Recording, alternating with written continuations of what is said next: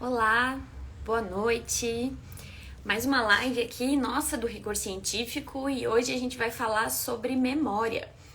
E para falar sobre esse assunto, a gente convidou o Bruno, que também é um adepto, assim como nós, de falar sobre neurociências, de estudar sobre neurociências, para falar desse tema que a gente não é muito comentado por nós aqui do Rigor, mas que a gente quer trazer um pouco mais de informações sobre isso.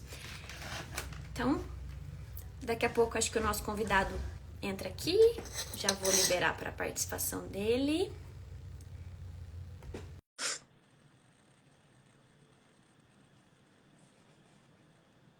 Boa noite, pessoal, para todos.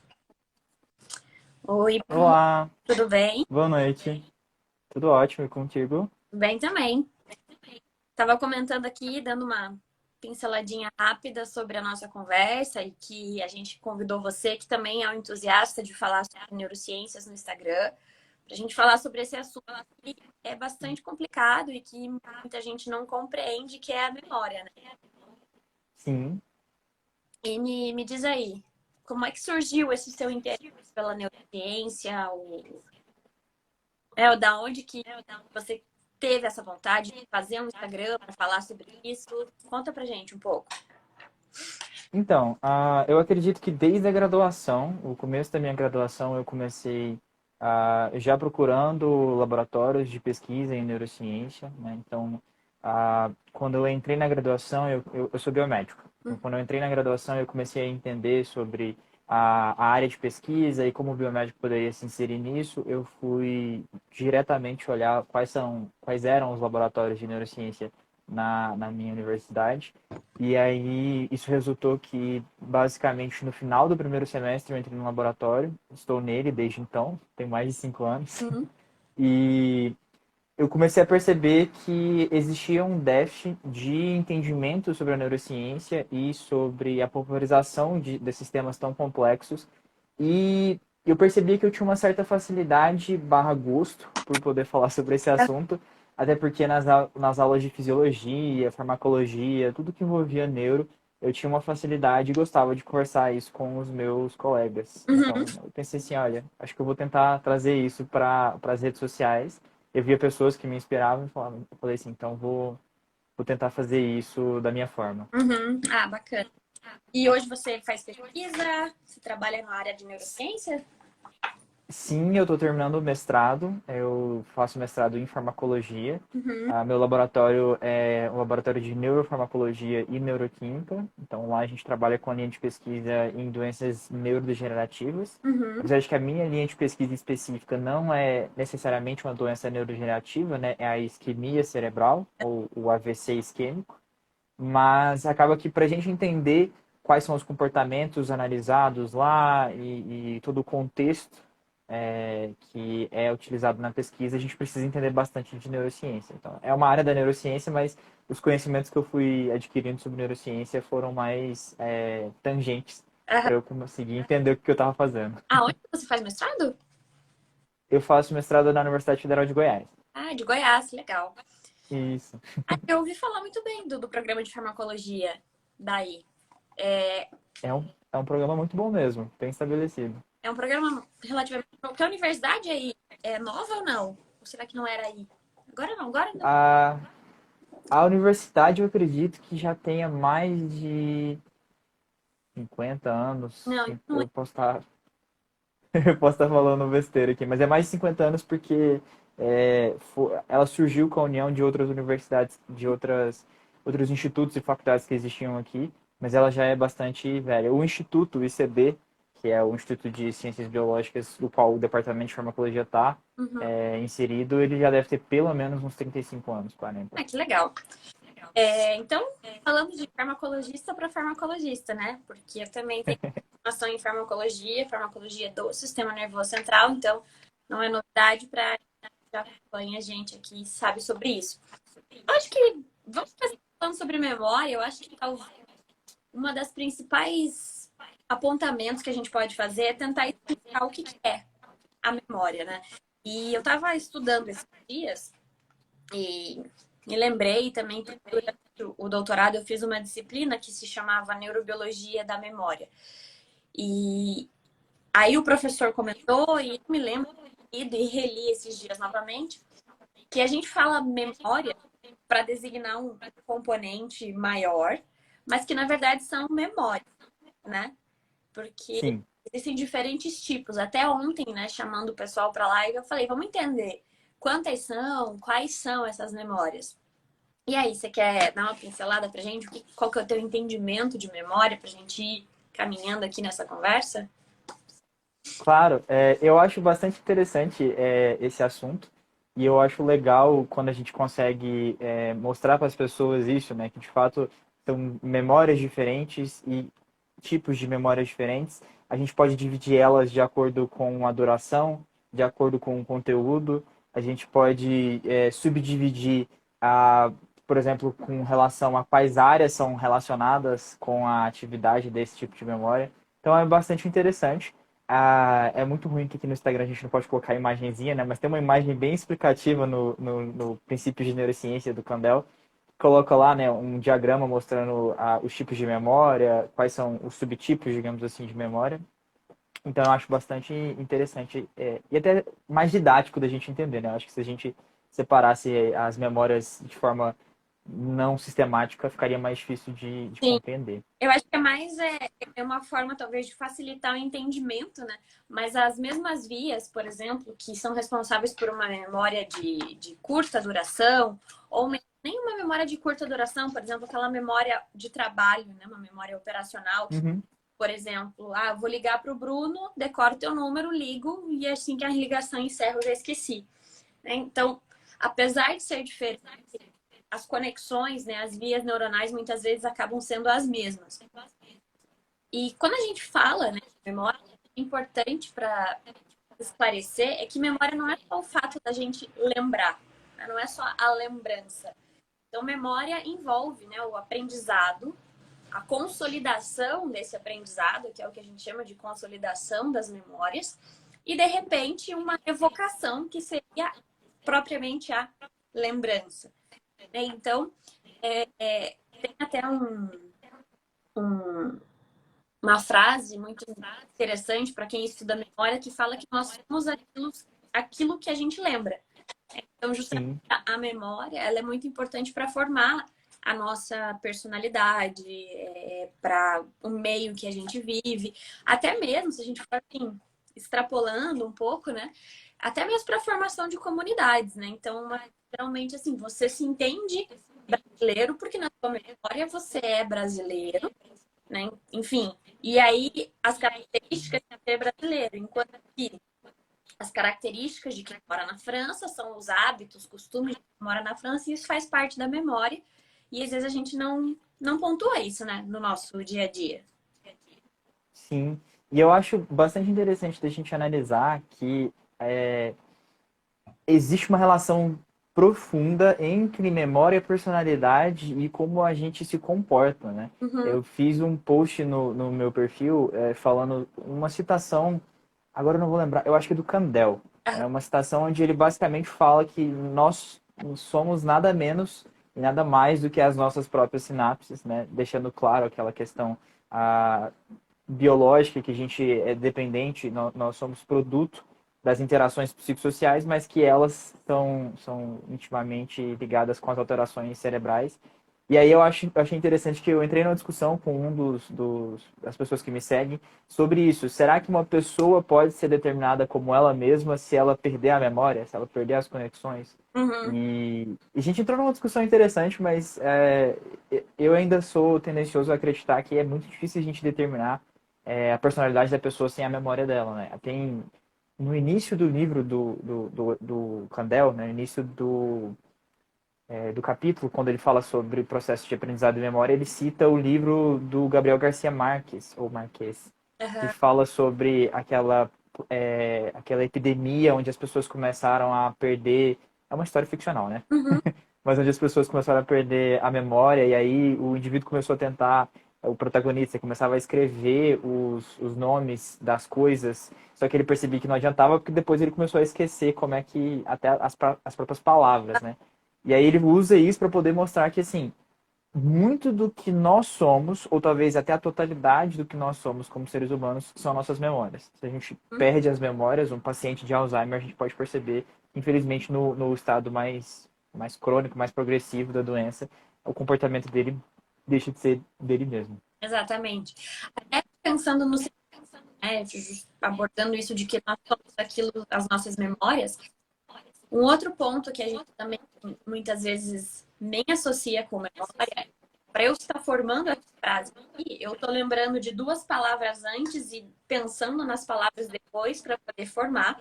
E você, quando está me ouvindo, você está recordando as palavras anteriores e processando isso, né? E a mesma coisa quando a gente lê, escreve, são estímulos diferentes, né? Visuais, auditivos, etc. Mas para eu entender, por exemplo, um conteúdo de uma frase, quando eu estou lendo, eu estou usando a memória. Para você me ouvir e entender, né, o que eu estou falando, a gente está usando a memória. E às vezes, fala assim de uma maneira geral, as pessoas pensam que memória é só, eu lembro, eu não lembro. E não, a memória ela tá ali no nosso dia a dia o tempo todo. Então, até eu não me lembro em que livro foi que eu li, mas ele mostrava eram gêmeos idênticos que tinham crescido em situações diferentes, então eles tinham experiências, né, e memórias diferentes, e isso fazia com que eles fossem completamente diferentes em questão de personalidade. Então, justamente pontuando nesse sentido, né? As memórias formam também a nossa personalidade. Então, se você aprende uma coisa, muito que a gente lembra, na verdade, a gente só lembra daquilo que a gente aprende, né? A gente só grava aquilo que foi aprendido.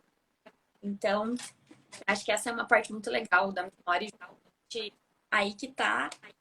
Na verdade, entra-se numa discussão agora, né? Tô aqui pensando, falando, pensando mil coisas ao mesmo tempo. Entra numa discussão muito interessante da neurociência, que é de onde entra o cérebro e onde entra a mente. Porque, assim, né, muitos neurocientistas falam, até no livro do Eric Bear, que é também ele fala que a mente faz parte, né, do cérebro, do encéfalo. Ela é uma constituição do encéfalo, das conexões, sinapses, etc. Só que tem muito mais envolvido, né? Por exemplo, esse componente emocional, comportamento usado, ambiente, etc. E isso também influencia, né, nas nossas memórias.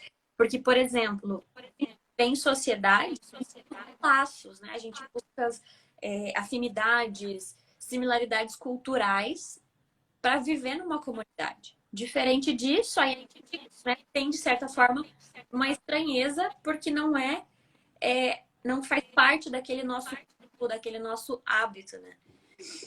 Sim. Eu acho bastante interessante quando você pontua sobre essa grande discussão entre mente e cérebro. Isso me lembra muito o prefácio do livro do Antônio Damasio, Uhum. aquele O Erro de Descartes, quando ele vai falar justamente sobre a ideia, né, o próprio título. Essa separação que a filosofia racional fazia entre isso aqui é a mente, isso aqui é o corpo, ela não faz sentido nas vistas da neurobiologia, Sim. porque o que a gente entende como mente é um produto das interações sinápticas. E eu acho isso muito lindo de se pensar, mas é muito difícil de se debater quando você pega outras pessoas que estão entendendo sobre neurociência, Uhum. você pega a parte, alguns setores da psicologia, digamos assim, porque isso às vezes tira um pouco daquele encanto de que existe alguma coisa essencial em você, alguma essência mesmo que determinaria que você vai ter esse tipo de comportamento, né? Quando a gente coloca as vistas da neurobiologia, a gente percebe que, na verdade, são interações complexas, são difíceis de serem previstas, mas que a gente entende elas como físicas. Né? Então, Uhum. é algo físico que está criando seu comportamento, criando sua personalidade, e a sua memória está intrinsecamente ligada com isso. Até porque a gente precisa lembrar que lá nos locais de processamento da memória, a gente tem no sistema límbico a amígdala, né? Meu orientador usa uma frase que eu fico plagiando, né? Mas estou aqui falando que ele que criou, que a amígdala dá cheiro, dá cor à memória, porque é o disparo dela que avisa para o hipocampo ou aquilo que é importante de ser lembrado, né? De ser Uhum. construído uma memória de longo prazo. E aí eu te pergunto assim, se você tem um sistema onde você tem as emoções sendo processadas e tendo influência direta na sua memória, e você utiliza a sua memória para entender sua personalidade, qual espaço a gente tem para algo essencial, para algo que é uma mente que não tem como ser avaliada biologicamente, digamos assim. Uhum. Se a gente começa a pensar assim, vai- fica sem palavras, né? Assim, na verdade, eu tô encontrar uma palavra para definir, assim, mas não tem como, né? Eu acho que muito, tanto que isso, se a gente for acompanhar assim, a história da neurociência, ela foi dividida em neuroquímica, neurociência molecular, diferentes etapas para facilitar o estudo, né? De um nível menos complexo, talvez, tipo, entender uma molécula, e até o mais complexo que hoje é justamente entender, né, o erro que seria, né? A emoção, o cérebro, o que é, o que não é, e na verdade é um conjunto todo. E acho que muito disso, esse conjunto todo, estão as memórias. É o que a gente vive. Então, por exemplo, acredito que todo mundo deva ter pelo menos uma memória de infância, um cheiro de infância. A gente não consegue lembrar todos. O cheiro do perfume que minha mãe usou em mim, né? Mas, por exemplo, algo que marcou. E justamente quando a gente tem cria essas associações, né? De, por exemplo, o perfume da minha avó era esse, então você lembra, né? Esses tipos de associação, né, acontece muito, né, dentro das memórias, né? Tanto que muitas vezes até as pessoas usam essas estratégias de associação para ajudar na memorização, né? Sim. É muito importante a gente lembrar que o que a gente chama de memória, na verdade, é uma construção sináptica, uma construção, não sináptica, mas uma construção neural, né, vias diferentes, e que o processamento sensorial ele é extremamente importante, né? Uhum. É, tanto o processamento de todos os sentidos mesmo, né? Olfato, paladar, visão e tudo mais. E que isso são essenciais tanto para a construção da memória quanto para evocar, igual você estava falando, né? Uhum. Às vezes você consegue lembrar de algum acontecimento, de alguma sequência de acontecimentos por conta de algum cheiro ou alguma visão, alguma que a gente chama de pistas, né? Algumas pistas visuais ou pistas olfativas que poderiam te auxiliar. Eu confesso que não sei até que ponto essa técnica gera resultados assim em processos seletivos ou coisas do tipo, mas eu entendo que é um ponto importante que o nosso cérebro utiliza para a construção da memória. Eu acho que, inclusive, esse de associação, ele permitiu aqui, acho que a gente poderia comentar sobre os experimentos do pai, quando ele começou a tentar entender a memória. Então, ele tinha o cachorro dele lá e ele começou a criar esse estímulo de associação. Ele tocava uma campainha e dava comida pro cachorro, né? E ele foi criando essa associação no cachorro dele. E depois, ele parou de dar comida ao cachorro toda vez que ele tocava a campainha. Mas quando ele tocava a campainha, o cachorro salivava, porque ele estava na expectativa, ele lembrava que ele ia ganhar uma comida. Uhum. Né? Que hoje, para quem estuda, pesquisa com memória, a gente chama de condicionamento pavloviano. Então, né? E aí ele já ajudou, ele conseguiu mostrar, né, o quanto que existem redes neuronais conectadas para a formação de uma memória, né? E eu acho que então a gente começou a falar aqui, foi avançando, vamos voltar numa fase mais simples, assim, de uma maneira geral, você tem de conectar com as pessoas, assim, o processo de uma maneira simples de formação da memória, o que vai acontecendo para que você consiga formar uma memória? Claro, claro. Eu acho que a forma mais simples, mais didática da gente falar sobre a construção da memória são as 4 etapas dela, né? A primeira etapa é a codificação.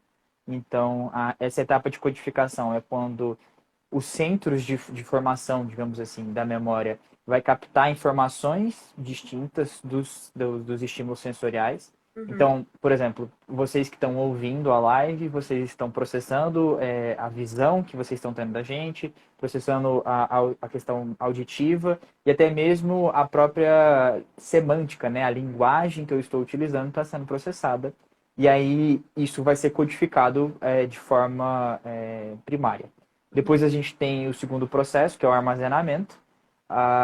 Quanto ao armazenamento, a gente pode ter o armazenamento de curto prazo, que aí você pode falar sobre a memória de trabalho, que é importante para vocês entenderem o que eu estou falando e criar um sentido lógico do discurso, né? Saber, ele começou falando isso e terminou falando isso daqui. E depois a gente vai ter a memória de longo prazo, né? Que vai ser essencialmente formada pelo hipocampo, mas a gente vai chegar lá. O terceiro processo, terceira etapa é o processo de consolidação. Então, toda vez que você tem uma memória que precisa ser armazenada a longo prazo, ou seja, vamos torcer que uma parte do discurso que a gente está falando aqui, né, sirva de aprendizado para vocês.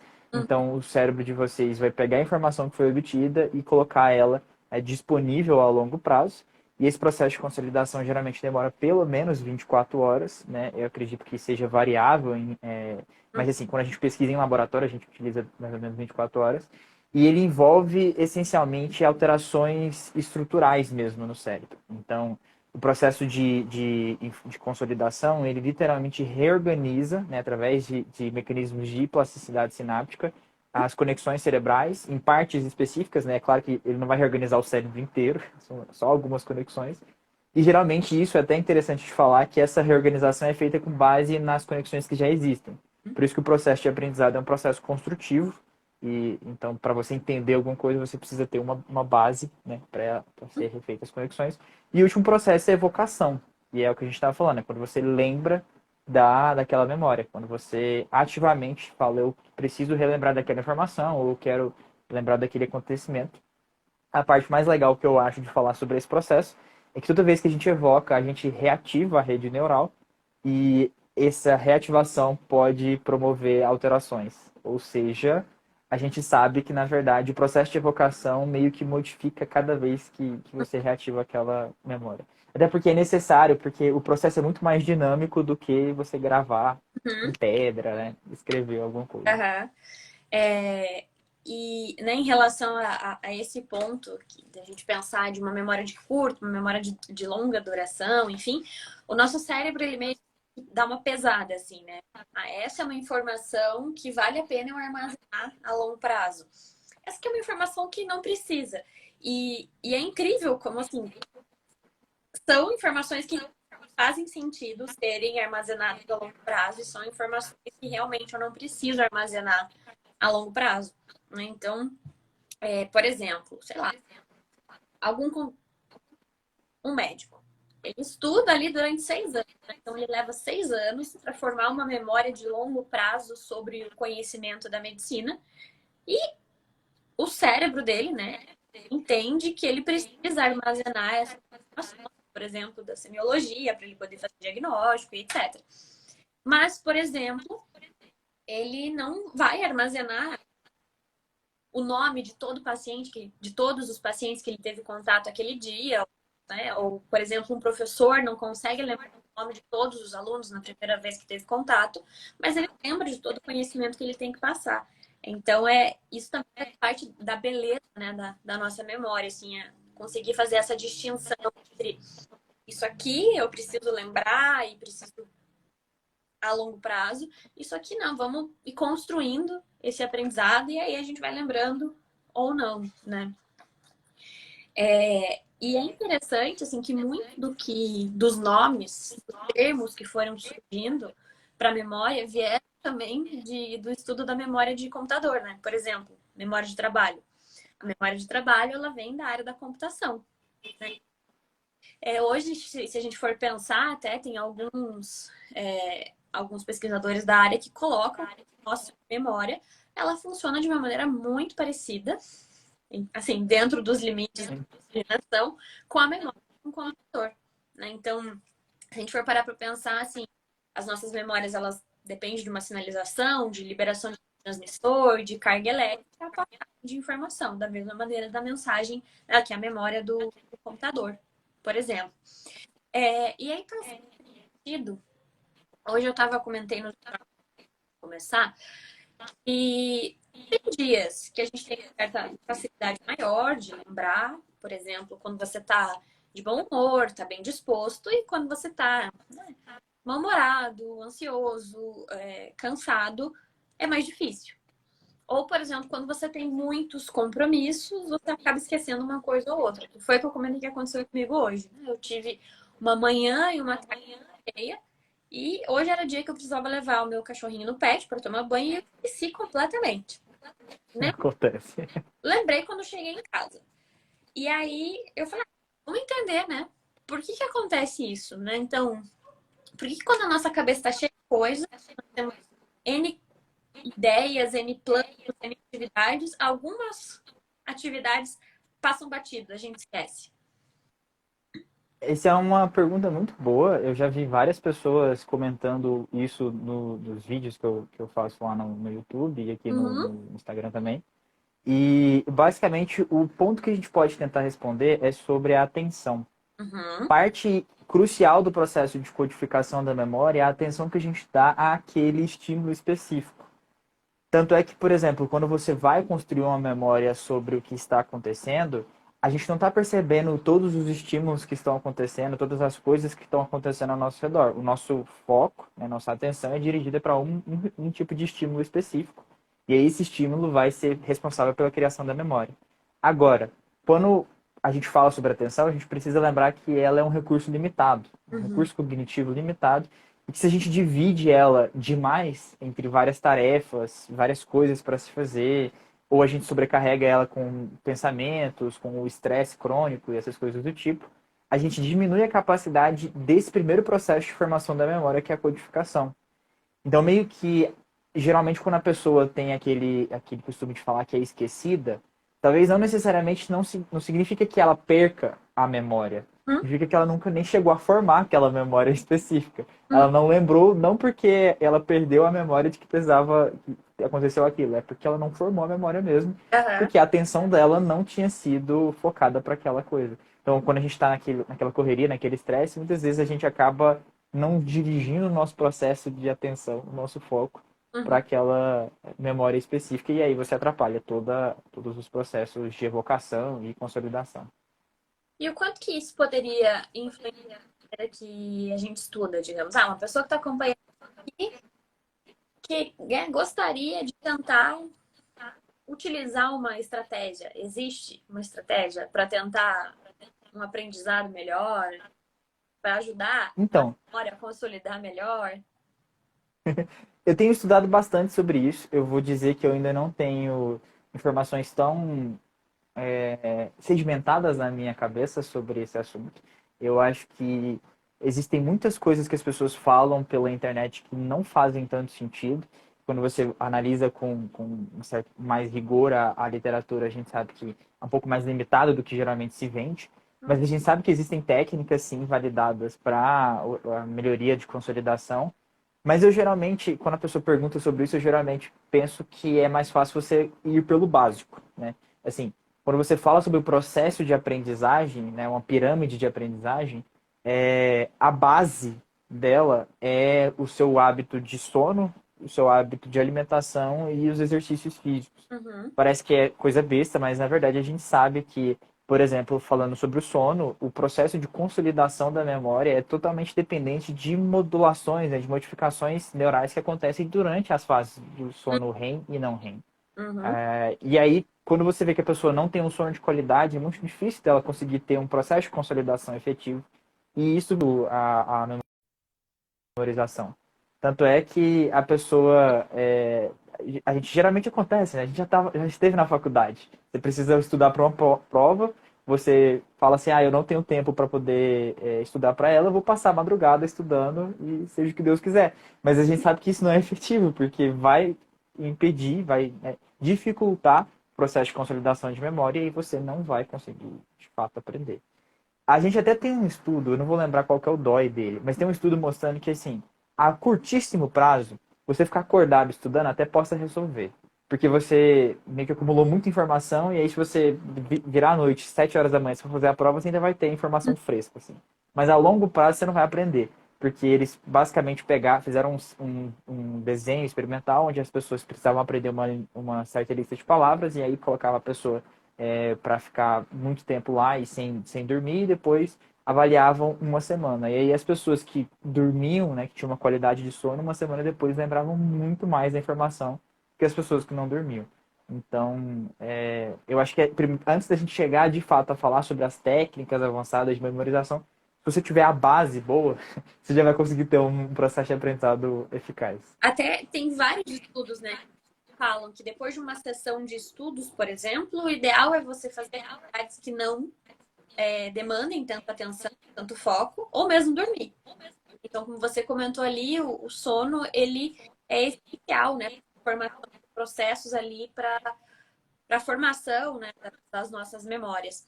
E também, durante o sono, acontece aquela tal da limpeza, né, a faxina do sistema nervoso central que remove a adenosina. E também tem muito estudo que fala, né, dos prejuízos da adenosina em questão também de memória. Então, eu lembro que no laboratório que eu fiz meu doutorado, tinha alguns colegas que pesquisavam sobre memória e que usavam, né, antagonistas da adenosina, por exemplo, até a própria cafeína, para ver, né, se bloqueando as ações da adenosina você poderia ter resultados melhores, né, na memória. Então, o que você falou ali realmente é fundamental, né? Um sono adequado, uma boa alimentação, exercício físico e tal. E outra coisa, mas por que ao longo da vida as pessoas mais idosas elas acabam tendo lapsos, déficit de memória? O que acontece? Como é que a gente pode explicar para as pessoas? Isso é bem interessante também. Inclusive, eu acho que eu tive uma pergunta hoje no Insta falando sobre isso, mas não necessariamente sobre porque elas podem esquecer mais, mas porque fica mais difícil de aprender quando você vai ficando mais velho, principalmente idoso. Mas eu acho que tem total relação entre as duas coisas. Porque a ideia é que, primeiro, você diminui a capacidade de plasticidade sináptica conforme a gente envelhece. É claro que clinicamente muito mais relevante em pessoas idosas do que pessoas de meia idade, Uhum. mas é evidente que essa plasticidade sináptica diminua. A gente diminui mecanismos de homeostase energética cerebral e homeostase oxidativa, então o cérebro ele fica mais sujeito a possíveis alterações que diminuam a capacidade dele de se reorganizar. Você tem diminuição de volume mesmo encefálico, né? A gente sabe que é normal com a idade você diminuir a quantidade de neurônios no cérebro. E aí, se você diminui a capacidade de processamento, você diminui a capacidade de lembrar daquela memória, né? Os neurônios literalmente vão morrendo Bem, a gente não sabe 100% por que ainda, mas a gente sabe o que acontece durante a idade. E, bem, eu acredito que o conjunto desses três alterações fazem que o ambiente, digamos assim, cerebral da pessoa idosa não facilite ela a ter a evocação da memória. Porque você precisa de uma rede neural bem saudável, bem estruturada, para que você consiga lembrar. E aí, às vezes, mesmo tendo as pistas necessárias para você lembrar daquela informação, você não vai lembrar, vai Uhum. perder a memória por conta disso. Sem contar, né, isso falando em pessoas saudáveis. Aí quando a gente analisa pessoas com declínio cognitivo, seja declínio cognitivo leve ou demências, aí a coisa vai só Uhum. escalonando a perda neuronal. Teve uma pergunta aqui, na verdade, uma pergunta, muito bem, bastante curiosa, né? E para quem dorme demais, o efeito na memorização seria melhor? Então, eu quero memorizar melhor, vou dormir mais. Será que funciona assim? Boa pergunta. Eu Hum. não sei se a gente pode responder objetivamente isso, porque a gente precisaria dizer o que é realmente dormir demais. É. A gente tem aquela média de 7, 8 horas com os estudos observacionais e epidemiológicos, mas a gente não necessariamente sabe se de fato dormir mais faz bem ou faz mal. A gente sabe que existe uma associação entre dormir mais e transtornos psiquiátricos, principalmente depressão, mas a gente não sabe se pessoas depressivas dormem mais ou pessoas que dormem mais são mais depressivas. Exatamente. Mas eu acredito que, assim, meu chute, não vou dizer que é algo que eu sei que tem na literatura, mas eu imagino que o impacto não é muito grande Eu se também. você dorme mais do que o necessário. Uhum. Eu também Eu iria. imagino que a atenção seja mais importante. Exatamente. A gente sabe que dormir demais não é saudável, vamos usar essa palavra talvez. Talvez não seja melhor, mas é a que vai caber aqui, acho que para ficar mais fácil o entendimento. Então, tem alguns estudos que mostram justamente isso, né? Que quem dorme demais tem mais transtornos psiquiátricos, ou a pessoa tem transtorno psiquiátrico, por isso ela dorme demais, mas existe essa associação. E também e pessoas que costumam dormir mais também têm problemas, doenças, fugiu o termo, crônicas não transmissíveis, né? Por exemplo, problemas cardiovasculares nesse sentido. Então, que isso também traria um prejuízo em longevidade, né? Então, por exemplo, dormir demais também não seria benéfico. Então, porque o que se entende, assim, baseado em pesquisa, é que o ser humano, o adulto, precisa de 7 a 8 horas de sono por dia. Menos que 7 horas é legal, mais de 8 horas também poderia ter prejuízo. Quais são? A gente ainda não sabe. Né? Justamente é esse ponto ali. Houve a galinha. Não sei se dormir demais está associada a doença cardiovascular ou doença cardiovascular está associada a dormir demais. Mas existe, né, essas observações. Outro detalhe também, não pode generalizar esse questão de tempo, porque algumas pessoas, assim, uma porcentagem muito pequena em relação à grande maioria, mas funcionam um pouquinho diferente, né? E aí aqui, inclusive, a Carol comentou os pacientes que têm TDAH, por exemplo. Então, né, tem alguns pacientes que têm algumas doenças, que têm insônia como consequência. Então, funcionaria de uma maneira diferente. Mas que o sono é imprescindível, né, para a memória, a gente conseguir memorizar por aprendizado, isso é fato, né? Aí, Sim.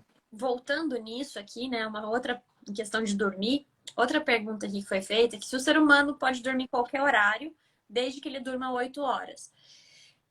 Isso eu estava lendo até hoje, né? Eu estava lendo um estudo sobre ciclo circadiano e o nosso corpo, né, foi evoluindo baseado no ciclo circadiano, né? Baseado que durante o dia é claro, à noite é escuro, e aí o nosso corpo funciona assim.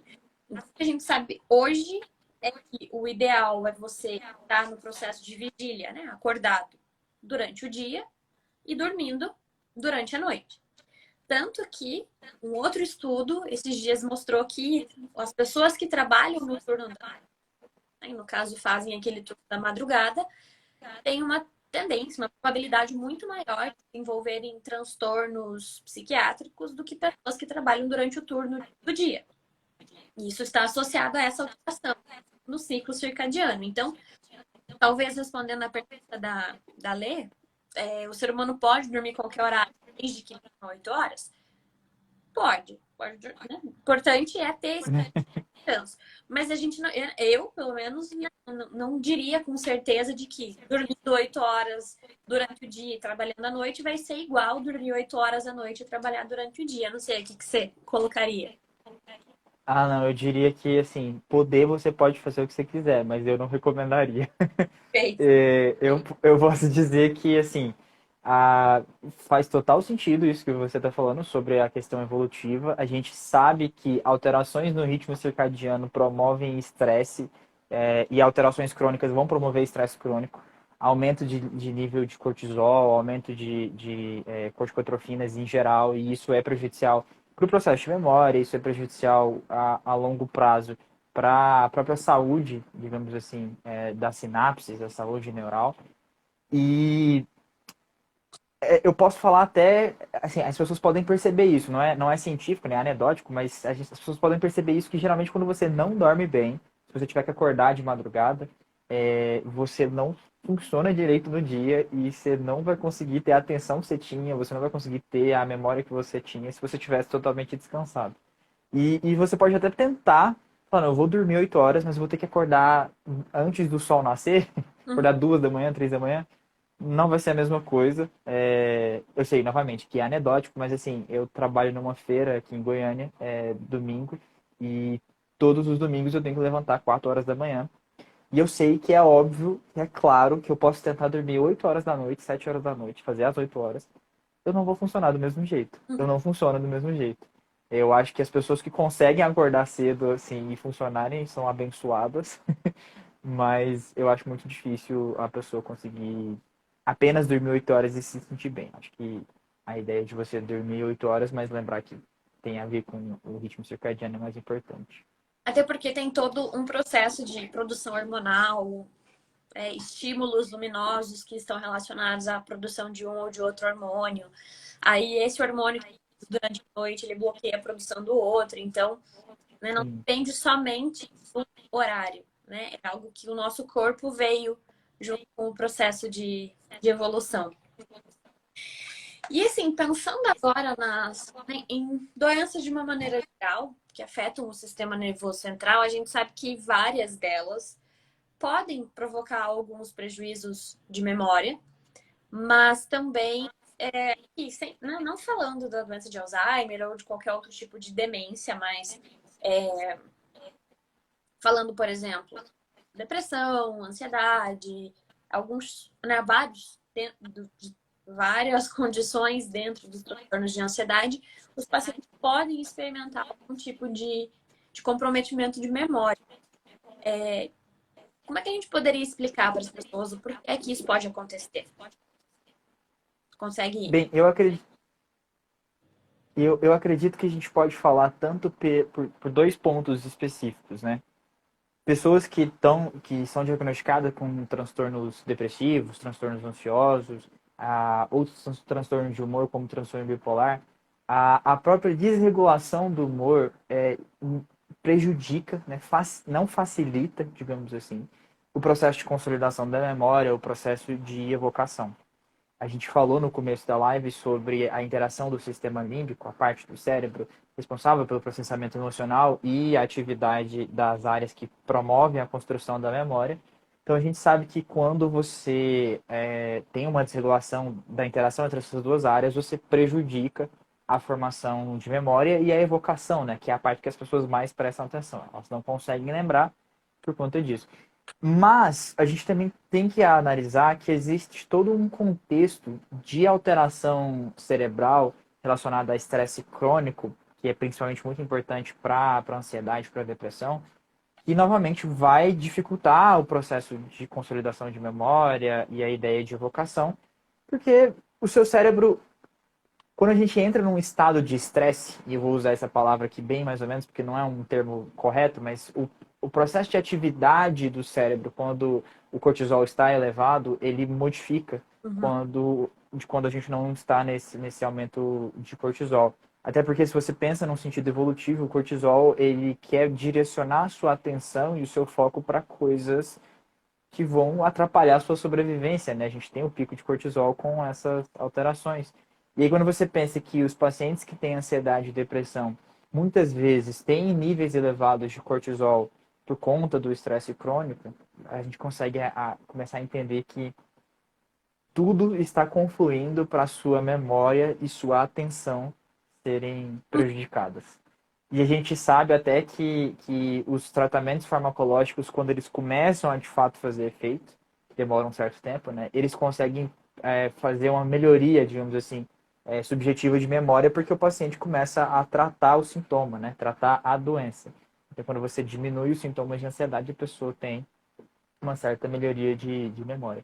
Apesar de que eu vi que está tendo alguns estudos de fármacos, né, que tem uma maior capacidade de melhoria cognitiva nesses transtornos. Eu sei que a vortioxetina, um dos Uhum. últimos antidepressivos, já foi analisada para isso, mas eu não sei necessariamente como é que ela faz isso. Uhum.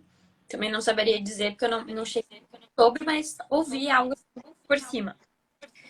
E falando, né, aproveitando do que você levantou aí a bandeira do estresse, esse também entra, né, num ponto muito importante da nossa atenção, conseguir levar e ter, né, a memória que a gente gostaria de ter, vamos dizer assim, no dia a dia.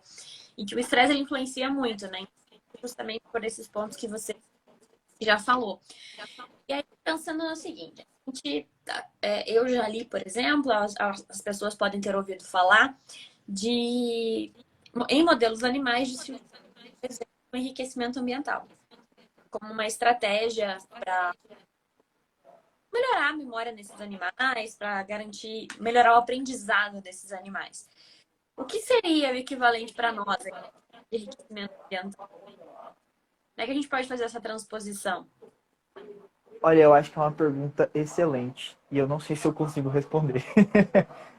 Eu sei como funcionam os modelos de enriquecimento ambiental. Eu já vi alguns estudos mostrando até mecanismos tentando explicar que tem aumento de neurotrofinas e que esse aumento poderia estar relacionado com o processo de melhoria de memória, mas eu realmente nunca vi essa questão translacional. Uhum. Se você souber me dizer, seria ótimo, porque é uma dúvida genuína minha também. Eu acho que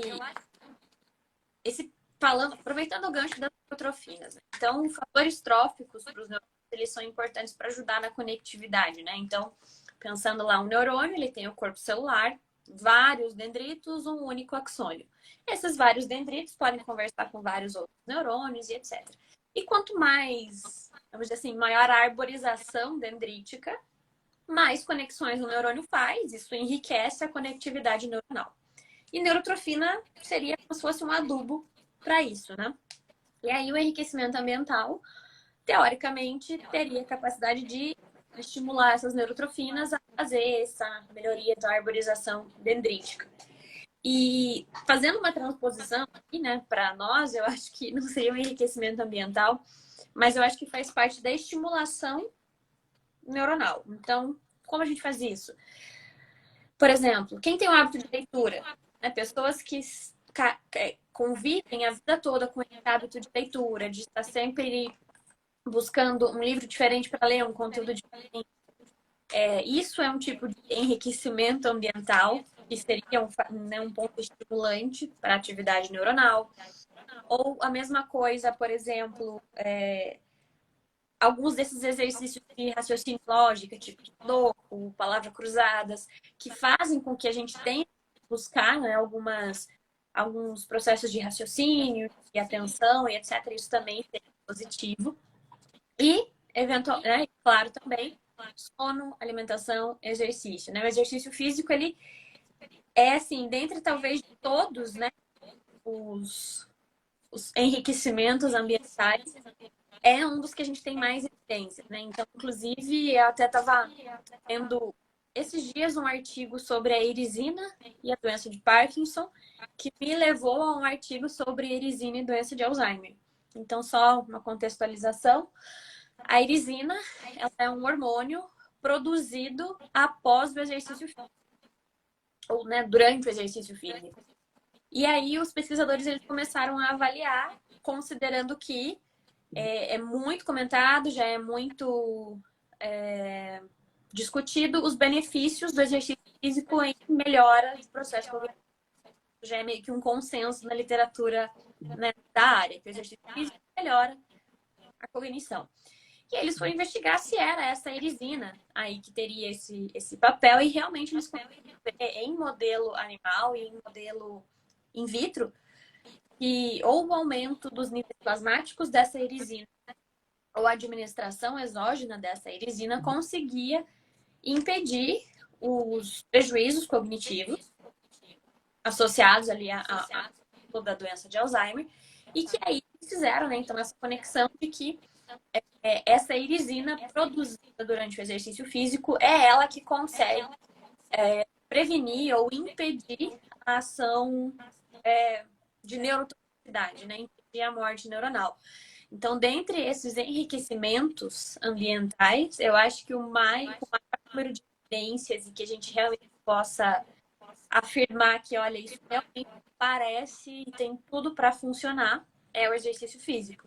Né? Eu acho que essa estimular a produção dessa erisina que tem esse benefício. Então, talvez aqui eu possa ficaria por essa, por enquanto. Agora eu tô falando da erisina. Eu acho muito interessante, eu gostei, eu lembro do artigo da erisina quando saiu, foi um certo rebuliço, apesar de que a gente sabe que a erisina está sendo pesquisada desde 2012, 2010 pelo menos, mas eu achei muito interessante, apesar de que até hoje eu fico pensando sobre, quando eu vejo a literatura acerca de enriquecimento ambiental em modelos animais, uma dúvida que sempre ficou na minha cabeça é até qual o papel do próprio enriquecimento, porque a gente pode avaliar que o enriquecimento melhora os processos cognitivos, né? Tipo, diminui o prejuízo cognitivo, mas a gente pode dar mecanismos distintos de como isso acontece. Então, você falou sobre a irisina e a sinalização de neurotrofinas, e eu sempre fico pensando, será que pode ser alguma coisa assim? Eu juro pra você, coisa da minha cabeça, não sei se tem na literatura. Mas será que pode ser alguma coisa, por exemplo, a própria novidade para o animal diminui a tensão barra estresse que ele tem daquele ambiente?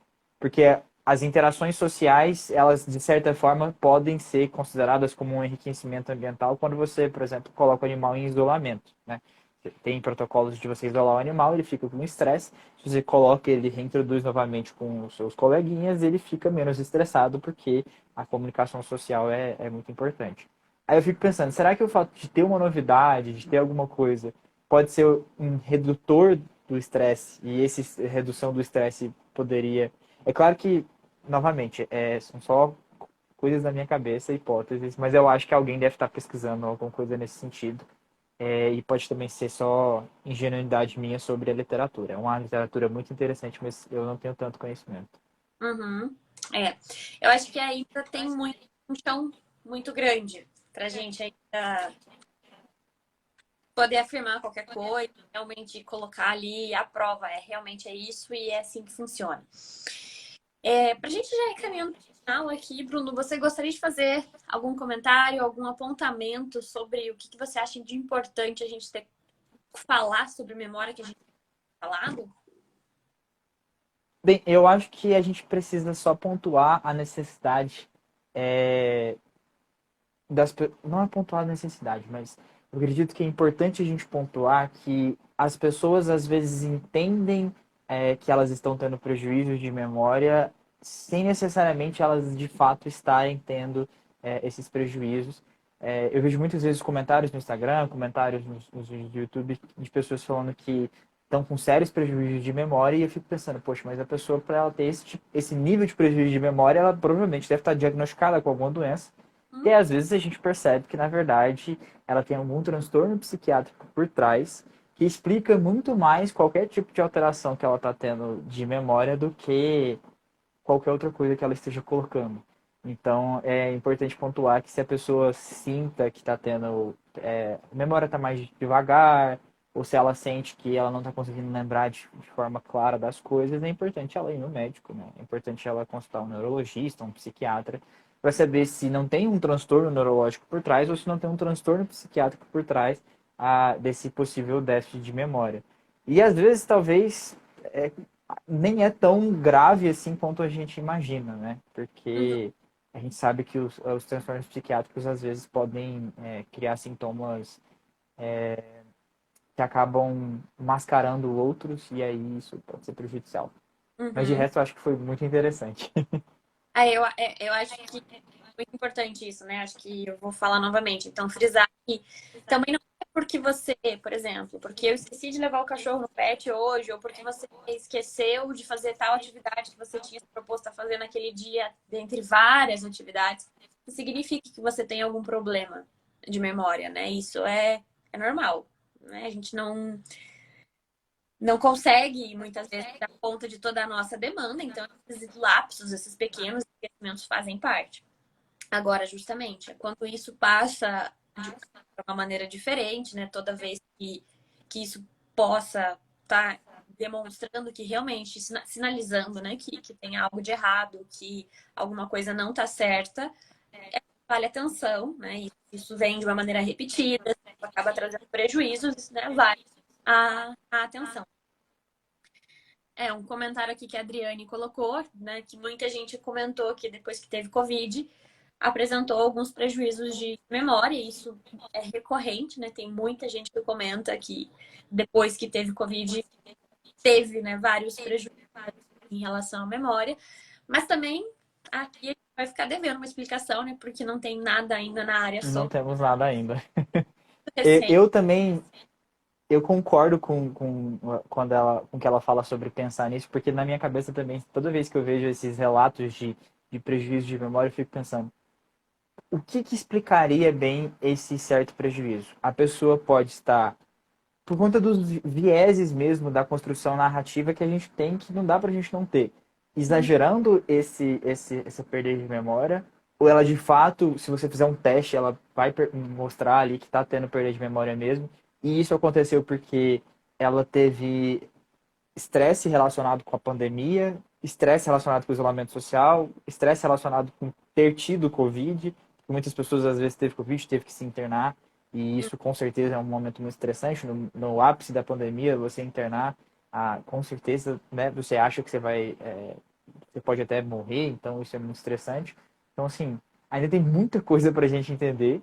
A gente sabe que o vírus promove a neuroinvasividade, entra no cérebro, mas a gente ainda não sabe necessariamente qual que é o impacto disso. Eu acho legal porque abre fronteiras para a gente continuar pesquisando e descobrir melhor qual foi a relevância na área das pessoas. Exatamente. Bruno, achei muito legal, assim, gostei muito de trocar essa ideia. É bom conversar com você, assim, uma pessoa que, né, tem um conhecimento tão grande, assim, tão jovem, começo aí da sua carreira acadêmica que já é tão grande. Fico muito feliz. E as portas do Rigor Científico aqui estão sempre abertas para quando você quiser conversar. Então, estamos sempre aí para falar sobre neurociência. Muito obrigada. Obrigada para todo mundo que acompanhou a gente. Até uma próxima live. Perfeito. Eu que agradeço. É uma honra participar aqui. É uma honra participar com um debate tão interessante, uma conversa tão legal com uma professora. Fico feliz de você reconhecer o trabalho e quero também aproveitar o momento para dizer que eu estou elaborando uma live para ser feita no meu perfil e você vai ser convidada, obviamente, o pessoal do Rigor Científico vai ser convidado para a gente debater mais assuntos de neurociência porque eu adoro falar sobre isso. Eu também. Adoramos, então a gente pode ficar aqui. Eu tô, né, me marquei aqui para durar uma hora, porque senão por mim a gente ficaria, né, muito tempo falando e vai emendando um assunto no outro. Daqui a pouco a gente tá falando, sei lá, planeta redondo, né? Enfim, Eu entendo completamente. tá sempre aqui para participar, enfim. As portas do Rigor estão sempre abertas para você e permaneça forte aí nessa carreira acadêmica. Estamos aqui sempre. Tudo de bom. Tchau. Perfeito. Tchau, tchau.